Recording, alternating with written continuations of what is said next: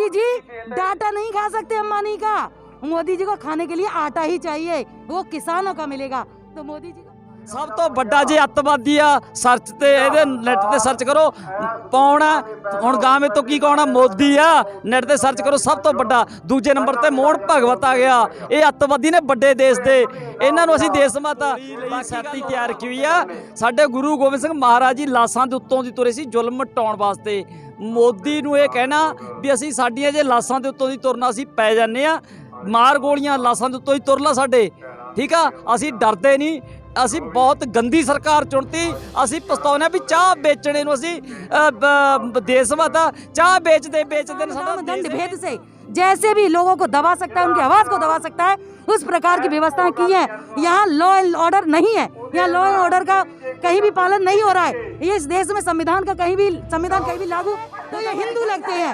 Vote पड़ता है तो मोदी को ये भाई लगते हैं। जब वोट पड़ता है, जब पंजाब में मोदी जी जाते हैं तो कहते हैं कि पंजाब का मैं पुत्र हूँ। कभी बनारस जाते हैं तो कहते हैं बनारस का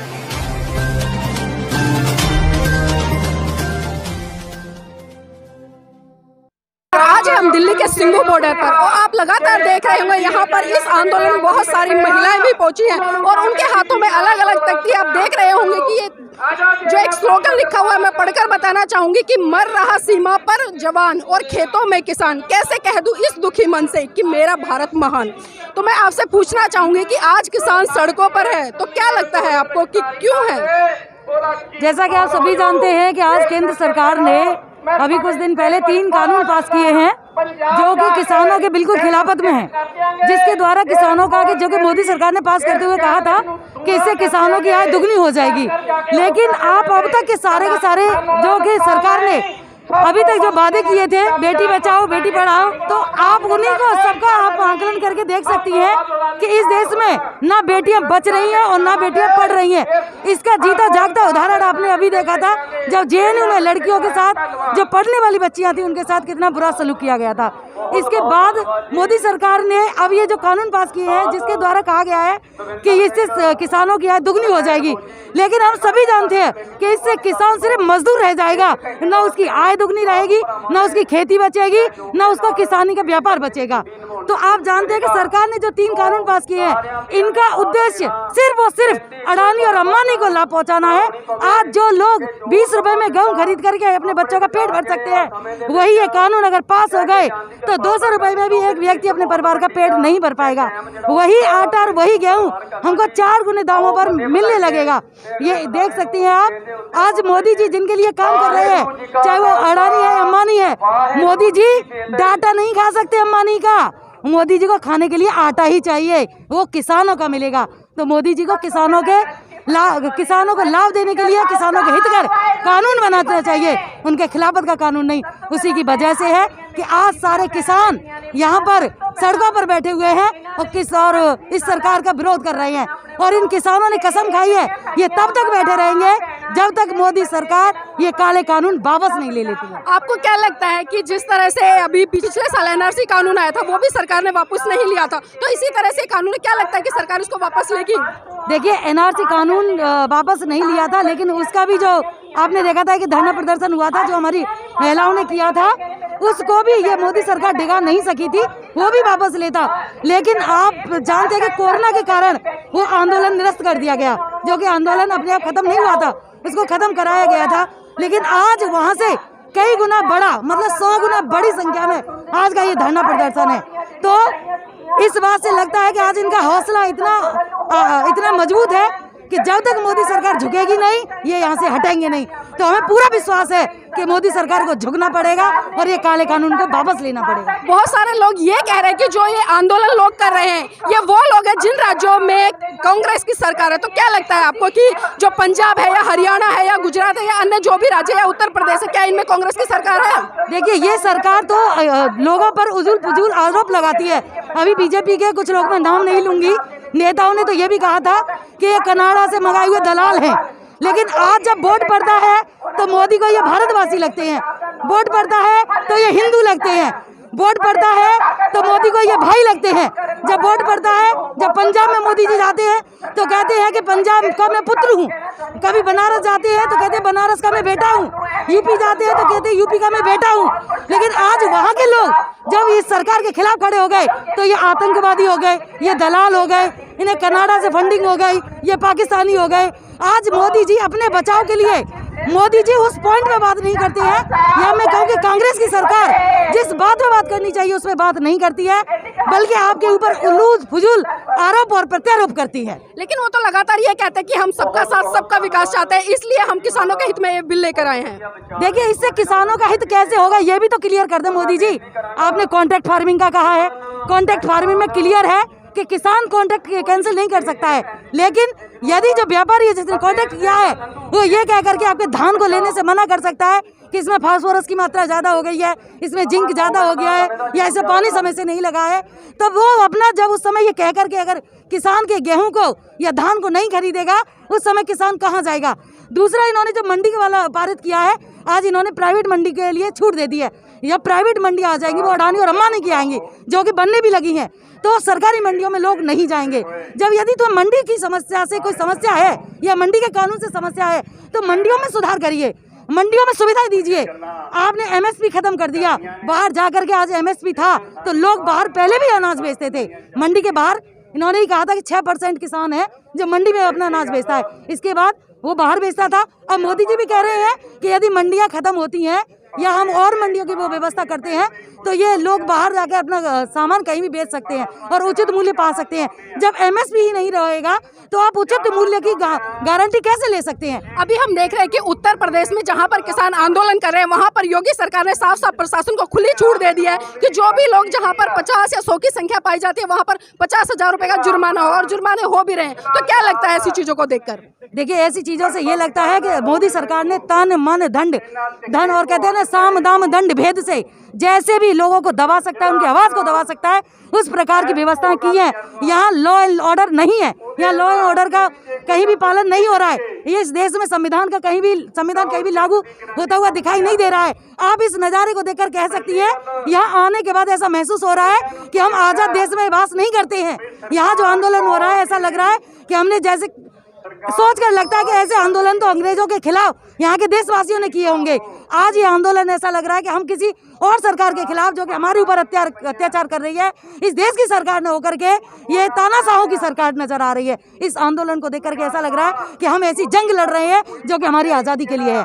बीजेपी समर्थक लगातार ये कह रहे हैं कि इस आंदोलन में जो लोग आए हैं वो ज्यादातर सिख कम्युनिटी से हैं। तो मैं आपसे जानना चाहूंगी कि आप कहाँ से आए हैं और आप किस समुदाय से हैं? जी, हम लोग आगरा से आए हैं, सभी लोग, जैसा कि आप देख सकते हैं, और हम बौद्ध कम्युनिटी के लोग हैं, हम सिख कम्युनिटी के नहीं हैं, हम बौद्धिस्ट हैं। तो आप देख सकते हैं, आपने देखा कि जो लोग लगातार आरोप प्रत्यारोप की राजनीति कर रहे हैं और जो लोग लगातार ये कह रहे हैं कि इस आंदोलन की जो अगुवाई है वो सिख कम्युनिटी के लोग कर रहे हैं, क्योंकि वहां पर उन लोगों को कांग्रेस के द्वारा फंडिंग की जा रही है। लेकिन ऐसा नहीं है, जैसा कि अभी इन महिलाओं ने बताया कि ये आगरा से आए हैं। तो आप देख सकते हैं कि उत्तर प्रदेश की धरती से आकर भी दिल्ली राजधानी में महिलाएं आंदोलन कर रही हैं और वो बौद्ध कम्युनिटी से। ऐसी हमारे साथ में कुछ महिलाएं और हम उनसे भी जानना चाहेंगे कि आप आगरा से चलकर यहाँ आए हैं, तो यहाँ आने का आपका क्या उद्देश्य है? यहाँ हम आगरा से चल के आए, हमारा ये उद्देश्य है जो ये मोदी ने कानून जो किया है वो वापस ले, और उसका कौन सा हक बढ़ता है कि उसने जो कानून बनाए हैं, ये तो हमारी मर्जी है कि हम क्या करेंगे। हम मोदी से ये कहना चाहते हैं, वो मंच पे खड़े होके कहता है कि विकास हो रहा है, विकास हो रहा है, सबका साथ सबका विकास। अरे विकास तो स्मृति के पेट में घुस गया, और बताओ विकास 7 गाय 7 तो अंबानी का दे रहा है वो। तो इसीलिए हम सारी महिला आई हैं यहाँ पे और जोरों से प्रदर्शन करते हैं, और बहुत हम करके रहेंगे, मोदी को मार के भी रहेंगे अगर आ गया तो। अंबानी के घर में जब पोता होता है तो मोदी उसको बधाई देने चले जाते हैं, लेकिन वहीं दूसरी तरफ यहाँ पर किसान लगातार 1 महीने से कड़ाके की ठंड में 2 डिग्री टेम्परेचर पर डटे हुए। तो इस तरह को चीज को आप कैसे देख रहे हैं? जब मोदी है ना, पोता उसका होता है अंबानी का, तो वो देखना चला जाता है। तो मैं ये कहना चाहती हूँ कि वो जब उसने ये कोरोना चलाया था तो सबके मास्क लगा दिया था। तो मैं ये पूछना चाहती थी कि कहाँ है अब ये, कहाँ है प्रशासन, कहाँ है ये? कोई देखना, मारने के सिवा उसके पास कुछ नहीं है। तो मैं ये कहना चाहती हूँ कि कम से कम आके देख तो सही, लेकिन उसे कोई कहीं ना कहीं डर भी बैठा है कि हम यहाँ आएंगे तो मारेंगे, इसीलिए बहुत उसको डर लग रहा है। तो लोगों ने बताया कि मोदी जी डरे हुए हैं, अगर वो यहाँ पर आते हैं तो कहीं ना कहीं लोगों का जो गुस्सा है उन पर फूटेगा। भाई साहब, आप कहाँ से हैं और इस आंदोलन की अगुवाई में किस तरह से अपनी भूमिका निभा रहे हैं? मैं ਪੰਜਾਬੀ 'ਚ ਗੱਲ ਕਰੂੰਗਾ। ਜਿਹੜੀ ਗੱਲ ਤੁਸੀਂ ਕਹਿੰਦੇ ਹੋ ਵੀ ਠੰਡ ਦੇ ਵਿੱਚ ਹੈ ਨਾ, ਅਸੀਂ ਉਸ ਗੁਰੂ ਦੇ ਪੁੱਤਰ ਆ। ਸਾਡੇ ਅੱਜ ਦੇ ਦਿਨ ਉੱਤੇ ਸਰਹੰਦ ਦੇ ਵਿੱਚ ਜੋ ਦੀਵਾਰੋਂ ਵਿੱਚ ਚਿਣੇ ਗਏ ਸੀ, ਉਹ ਪੋਹ ਦੇ ਮਹੀਨਾ ਬਹੁਤ ਸਰਦੀ ਵਾਲਾ ਮਹੀਨਾ ਨਾ। ਅੱਜ ਤਾਂ ਕੁਝ ਵੀ ਸਰਦੀ ਨਹੀਂ ਹੈਗੀ ਤੇ ਉਹ ਸਰਦੀ ਅਸੀਂ ਉਹਨਾਂ ਪਰਵਾਹ ਨਹੀਂ ਕਰਦੇ। ਜਿਹੜੀ ਤੁਸੀਂ ਗੱਲ ਕਰੀ ਸੀ ਇਹਦੀ ਜੋਗੀ ਦੀ, ਨਾ ਤਾਂ ਜੋਗੀ ਦੇ ਧੀਆ ਨਾ ਪੁੱਤ ਨਾ ਆਪਦੇ ਕੁਝ ਹੋਰ ਹੈ ਜੋ ਆਪਦੇ ਬਾਕੀ ਮੋਦੀ ਵਰਗੇ ਜਿਹੜੇ ਆਪਣੀ ਪਤਨੀ ਨਹੀਂ ਸਾਂਭ ਸਕਦੇ। ਅਸੀਂ ਕਲਾਨਾ ਜਿਨ੍ਹਾਂ ਨੇ ਚਾਹ ਵੇਚਣ ਨੂੰ ਦੇਸ਼ ਸੰਭਾਲ ਦਿੱਤਾ, ਠੀਕ ਹੈ। ਤੇ ਬਾਕੀ ਰਹੀ ਗੱਲ ਇਹ ਇੱਥੇ ਠੀਕ ਹੈ ਤੁਸੀਂ ਕਹਿੰਦੇ ਵੀ ਸਰਦਾਰਾਂ ਦਾ ਪੰਜਾਬੀਆਂ ਦਾ, ਪੰਜਾਬੀ ਤੁਰੇ ਜ਼ਰੂਰ ਸੀ ਪਰ ਸਾਨੂੰ ਆ ਭੈਣਾਂ ਨੇ, ਸਾਡੀਆਂ ਧੀਆਂ ਨੇ, ਸਾਨੂੰ ਹਰਿਆਣੇ ਨੇ, ਸਾਨੂੰ ਪੂਰੇ ਭਾਰਤ ਦੇ ਵਿੱਚੋਂ ਸਾਥ ਮਿਲਿਆ, ਸਾਡੀ ਹੌਸਲੇ ਦੇ ਵਿੱਚ ਵਾਧਾ ਹੋਇਆ। ਅਸੀਂ ਇਹਨਾਂ ਭੈਣਾਂ ਦਾ ਦੇਣ ਨਹੀਂ ਕਦੇ ਵੀ ਦੇ ਸਕਦੇ, ਧੀਆਂ ਦਾ ਦੇਣ ਨਹੀਂ ਦੇ ਸਕਦੇ। ਸਾਡੇ ਨਾਲ ਖੜੇ ਨੇ, ਕੱਲ ਇਹਨਾਂ ਨੂੰ ਲੋੜ ਪਊਗੀ ਇਹਨਾਂ ਦੇ ਪਸੀਨੇ ਦੀ ਜਗ੍ਹਾ ਤੇ ਅਸੀਂ ਖੂਨ ਬਹਾਵਾਂਗੇ। ਅਸੀਂ ਪੋਹ ਦੇ ਵਿੱਚ ਕੀ ਡਰਨਾ, ਪੋਹ 'ਚ ਨਹੀਂ ਮਰਦੇ ਉਹਦੇ। ਅਸੀਂ ਗੋਲੀ ਲਈ ਛਾਤੀ ਤਿਆਰ ਰੱਖੀ ਹੋਈ ਆ। ਸਾਡੇ ਗੁਰੂ ਗੋਬਿੰਦ ਸਿੰਘ ਮਹਾਰਾਜ ਜੀ ਲਾਸ਼ਾਂ ਦੇ ਉੱਤੋਂ ਦੀ ਤੁਰੇ ਸੀ ਜ਼ੁਲਮ ਮਟਾਉਣ ਵਾਸਤੇ। ਮੋਦੀ ਨੂੰ ਇਹ ਕਹਿਣਾ ਵੀ ਅਸੀਂ ਸਾਡੀਆਂ ਜੇ ਲਾਸ਼ਾਂ ਦੇ ਉੱਤੋਂ ਦੀ ਤੁਰਨਾ ਅਸੀਂ ਪੈ ਜਾਂਦੇ ਆ, ਮਾਰ ਗੋਲੀਆਂ ਲਾਸ਼ਾਂ ਦੇ ਉੱਤੋਂ ਹੀ ਤੁਰ ਲਾ ਸਾਡੇ, ਠੀਕ ਆ। ਅਸੀਂ ਡਰਦੇ ਨਹੀਂ। ਅਸੀਂ ਬਹੁਤ ਗੰਦੀ ਸਰਕਾਰ ਚੁਣਤੀ। ਅਸੀਂ ਪਛਤਾਉਂਦੇ ਵੀ ਚਾਹ ਵੇਚਣੇ ਨੂੰ ਅਸੀਂ ਦੇਸ਼ ਵਾਦਾ ਚਾਹ ਵੇਚਦੇ ਨੇ ਸਾਡਾ ਦੇਸ਼ ਹੀ ਵੇਚਤਾ। भाई साहब, हम देख रहे हैं कि लगातार जो दिल्ली में बीजेपी के 7 सांसद हैं वो लगातार रैलियां कर रहे हैं और किसानों का जो बिल है उसके समर्थन में कर रहे हैं। और मैं आपकी जानकारी के लिए बता दूं कि बीजेपी का एक सांसद है रमेश बिदूड़ी दिल्ली से, उसने ये कहा है कि जो लोग सिंघू बॉर्डर, टिकरी बॉर्डर या गाजियाबाद बॉर्डर पर बैठे हैं वो कनाडा से और पाकिस्तान से वो लोग आए हैं, इन्होंने इनको संज्ञा दिया भड़वे की। तो आप इस पर क्या कहना चाहेंगे? पहली तो गल आ, ਜਦੋਂ ਤਾਂ ਅਸੀਂ ਪਾਕਿਸਤਾਨ ਦੇ ਬਾਰਡਰ ਤੇ ਲੜਦੇ ਆਂ ਫਿਰ ਤਾਂ ਅਸੀਂ ਫਰਿਸ਼ਤੇ ਆਂ। ਜਦੋਂ ਅਸੀਂ ਨਾ ਆਪਦਾ ਹੱਕ ਮੰਗਦੇ ਆ ਫਿਰ ਅਸੀਂ ਅੱਤਵਾਦੀ ਬਣ ਜਾਂਦੇ ਆ, ਫਿਰ ਸਾਨੂੰ ਅੱਤਵਾਦੀ ਦਾ ਦਰਜਾ ਦਿੱਤਾ ਜਾਂਦਾ। ਇਹਨਾਂ ਨੂੰ ਸ਼ਰਮ ਚਾਹੀਦੀ ਆ ਕਹਿਣ ਵਾਲਿਆਂ ਨੂੰ। ਬਾਕੀ ਕੁਝ ਮੀਡੀਆ ਸਾਡੇ ਬਜ਼ੁਰਗਾਂ ਨੂੰ ਤੇ ਅਨਪੜ੍ਹ ਬਜ਼ੁਰਗ ਕੁਝ ਕਹਿ ਗਏ, ਉਹਨਾਂ ਨੂੰ ਕੁਝ ਮੀਡੀਆ ਆ ਕੇ ਮਾੜਾ ਜਿਹਾ ਭੜਕਾ ਦਿੰਦਾ। ਉਹ ਕਹਿੰਦੇ ਨੇ ਅਸੀਂ ਐਂ ਕਰਤਾ, ਅਸੀਂ ਉਹਨਾਂ ਕੇ ਕਲਿੱਪ ਕੱਟ ਕੇ ਚਲਾਈ ਜਾਂਦੇ ਆ। ਜਿਹੜਾ ਉਹ ਕਹਿ ਰਿਹਾ ਨਾ ਪਾਕਿਸਤਾਨ ਤੋਂ ਫੰਡ ਆਉਂਦਾ, ਸਾਨੂੰ ਇੱਕ ਵੀ ਸਬੂਤ ਦੇ ਦੇਵੇ। ਮੈਂ ਤੁਹਾਨੂੰ ਉੱਥੇ ਸਟੇਜ ਦੇ ਪਿੱਛੇ ਲੈ ਚੱਲਦਾ। ਉੱਥੇ ਭੋਰਾ ਕੇ ਇੱਕ ਬੱਚਾ ਆਇਆ, ਉਸਨੇ ਜੋ ਉਹਨੂੰ ਘਰੇ ਬੱਚੇ ਨੂੰ ਆਪਾਂ ਜਿਵੇਂ 10 ਰੁਪਏ ਦਿੱਤੇ 20 ਦਿੱਤੇ, ਉਹਦਾ 22,000 ਰੁਪਏ ਦੀ ਉੱਦਾਂ ਫੰਡ ਹੈਗਾ। ਵਿਦੇਸ਼ ਤੋਂ ਸਾਡੇ ਪ੍ਰਵਾਸੀ ਵੀਰ ਵਸਦੇ ਆ, ਉਹਨਾਂ ਵੱਲੋਂ ਸਾਨੂੰ ਪੈਸਾ ਰਿਹਾ। ਇਹ ਤਾਂ ਇੱਕ ਇਲਜ਼ਾਮ ਹੈ, ਇਹਨਾਂ ਕੋਲ ਹੋਰ कुछ है नहीं। इल्जाम लाने तो बिना कुछ है नहीं हैगा। अभी तक इस किसान आंदोलन में हमारे बहुत सारे किसान भाई लगातार, मतलब हम ये कहेंगे कि जो अपनी शहादत है वो दे चुके हैं। उसमें हमने पिछले दिनों देखा है कि अब तक 28-30 हमारे ऐसे भाई हैं जो किसान हैं जो अपनी जीवन से हाथ धो चुके हैं, लेकिन सरकार की तरफ से किसी तरह की प्रतिक्रिया नहीं आ रही और ना ही कोई संवेदनाएं आ रही हैं। तो क्या कहना चाहेंगे इस संवेदनहीन सरकार को? ਅਸੀਂ ਸਰਕਾਰ ਤੋਂ ਇਹ ਚਾਹੁੰਦੇ ਵੀ ਨਹੀਂ ਹੈਗੇ ਵੀ ਸਾਨੂੰ ਸਰਕਾਰ ਕੁਝ ਦੇਵੇ, ਠੀਕ ਹੈ। ਪਹਿਲੀ ਜਿਹੜੀ ਸਾਡੀ ਜੰਗ ਲਈ ਅਸੀਂ ਆਏ ਆ, ਪਹਿਲਾਂ ਇਹ ਜਿੱਤਣੀ ਸਾਡੀ ਜ਼ਰੂਰੀ ਆ। ਉਹ ਤੋਂ ਬਾਅਦ ਬਾਕੀ ਜੰਗਾਂ ਅਸੀਂ ਆਪ ਜਿੱਤ ਲਾਂਗੇ। ਅਸੀਂ ਇਹਨਾਂ ਦੇ ਹੱਥਾਂ ਵੱਲ ਨਹੀਂ ਦੇਖਣਾ। ਅਸੀਂ ਕਿਰਤ ਵਾਲੇ ਆ। ਅਸੀਂ ਕਿਸਾਨਾਂ ਨੂੰ ਇਹ ਅੱਤਵਾਦੀ ਕਹਿੰਦੇ ਆ ਨਾ, ਅਸੀਂ ਤਾਂ ਅੰਨਦਾਤੇ ਆ। ਬਾਕੀ ਇੱਕ ਗੱਲ ਕਹਿੰਦੇ ਖਾਲਸਤਾਨੀ, ਖਾਲਸਾ ਦਾ ਮਤਲਬ ਹੁੰਦਾ ਸੁੱਧ। ਇਹ ਪਿੰਡਰਾਂ ਵਾਲੇ ਦਾ ਜੇ ਕੋਈ ਟੀ-ਸ਼ਰਟ ਪਾ ਲਈ ਉਹਨੂੰ ਅੱਤਵਾਦੀ ਕਹਿੰਦੇ ਆ। ਪਿੰਡਰਾਂ ਵਾਲੇ ਤੇ ਇੱਕ ਵੀ ਮੁਕੱਦਮਾ ਦਰਜ ਨਹੀਂ ਹੈਗਾ। ਸਭ ਤੋਂ ਵੱਡਾ ਜੇ ਅੱਤਵਾਦੀ ਆ, ਸਰਚ ਤੇ ਇਹਦੇ ਨੈਟ ਤੇ ਸਰਚ ਕਰੋ, ਪਾਉਣਾ ਹੁਣ ਗਾਵੇਂ ਤੋਂ ਕੀ ਕਹਣਾ, ਮੋਦੀ ਆ। ਨੈਟ ਤੇ ਸਰਚ ਕਰੋ, ਸਭ ਤੋਂ ਵੱਡਾ। ਦੂਜੇ ਨੰਬਰ ਤੇ ਮੋਹਨ ਭਗਵਤ ਆ ਗਿਆ। ਇਹ ਅੱਤਵਾਦੀ ਨੇ ਵੱਡੇ ਦੇਸ਼ ਦੇ, ਇਹਨਾਂ ਨੂੰ ਅਸੀਂ ਦੇਸ਼ ਮਾਤਾ। ਬਾਕੀ ਗੱਲ ਹੋਰ ਆ, ਇਹਨਾਂ ਨੂੰ ਤੁਹਾਨੂੰ ਹੋਰ ਦੱਸਦਾ, ਜਿਹੜਾ ਮਠਾਈ ਚੌਂਕ ਆ, 30 ਹਜ਼ਾਰੀ ਅਦਾਲਤਾਂ, ਚੋਰ ਮੋਰੀਆ, ਇਹ ਸਿੱਖ ਇਤਿਹਾਸ ਨਾਲ ਸੰਬੰਧਿਤ ਆ, ਠੀਕ ਹੈ। ਇਹ ਸਾਡੇ ਨਾਲ ਹੀ ਸੀ, ਠੀਕ ਆ। ਮੁਲਕ ਵੰਡਣ ਵਾਲਿਆਂ ਨੇ ਮੁਲਕ ਵੰਡਤਾ। ਬਹੁਤ ਕਾਬਲ ਘਧਾਰ ਤੱਕ ਪਸੌਰ ਤੱਕ ਸਾਡਾ ਰਾਜ ਸੀ ਮਹਾਰਾਜਾ ਰਣਜੀਤ ਸਿੰਘ ਦਾ। ਉੱਦਾਂ ਦਾ ਰਾਜ ਮੁੜ ਕੇ ਫੇਰ ਆਏਗਾ, ਤੁਸੀਂ ਯਾਦ ਰੱਖਿਓ। ਮੈਂ ਤੁਹਾਨੂੰ ਵੀ ਕਹਿਣਾ ਭੈਣ ਜੀ, ਤੁਸੀਂ ਠੀਕ ਆ, ਤੁਹਾਡੀਆਂ ਮਜਬੂਰੀਆਂ ਨੇ, ਪੱਤਰਕਾਰਾਂ ਦੀਆਂ ਗੱਲਾਂ ਕਰਨੀਆਂ ਨੇ, ਪਰ ਇਹ ਮੈਗ ਤੁਸੀਂ ਪਛਤਾਏਂਗੇ ਇੱਕ ਦਿਨ। ਮੈਗ ਵਾਲੇ ਵੀ ਜਿਹੜੇ ਕਿਸੇ ਦੀਆਂ ਨੇ ਵਾਧੋ ਕਰ ਰਹੇ ਨੇ, ਚਮਚਾਗਿਰੀ ਕਰ ਰਹੇ ਨੇ ਪੱਤਰਕਾਰ, ਤੇ ਉਹ ਐ ਪਛਤਾਉਣਗੇ ਵੀ ਜਿਹੜੇ ਕਿਸਾਨ ਭਰਾ ਬੈਠੇ ਸੀ ਉਹ ਆਪਦੇ ਸਹੀ ਬੈਠੇ ਸੀ, ਅਸੀਂ ਉਹਨਾਂ ਦੀ ਮਦਦ ਕਰ ਦਿੰਦੇ ਤਾਂ ਅਸੀਂ ਚੰਗੇ ਰਹਿੰਦੇ। ਇਹ ਮੈਗ ਸਾਡੇ ਹੱਥਾਂ 'ਚ ਉਦੋਂ ਸੌਣਗੇ ਜਦੋਂ ਅਸੀਂ ਖੁਸ਼ਹਾਲ ਹੋਵਾਂਗੇ। ਸਾਨੂੰ ਆਪਣੀ ਜ਼ਮੀਰ ਨਹੀਂ ਵੇਚਣੀ ਚਾਹੀਦੀ ਚੰਦ ਸਿੱਕਿਆਂ ਬਦਲੇ। बिल्कुल, तो इन्होंने कहा कि हम डटे रहेंगे और हम अपना जमीर नहीं बेचेंगे। और उन्होंने जैसे कि बताया कि आपने सुना कि जिस तरह से मोदी भक्त या मोदी के समर्थक इन लोगों को खालिस्तानी, पाकिस्तानी या आतंकवादी कह रहे हैं, तो उन्होंने बताया है कि आप गूगल पर सर्च कर देखिए, गूगल पर आपको पहला नाम मोदी का दिखाई देख सकते हैं कि इस देश में असली आतंकवादी कौन है। अपना चैनल, आपका चैनल, समाज का चैनल, देश का चैनल NV News 24/7 को आप लाइक करें, सब्सक्राइब करें और ज्यादा से ज्यादा इसकी वीडियो को शेयर करें ताकि हर खबर को मैं आप तक आसानी से पहुंचा सकूं।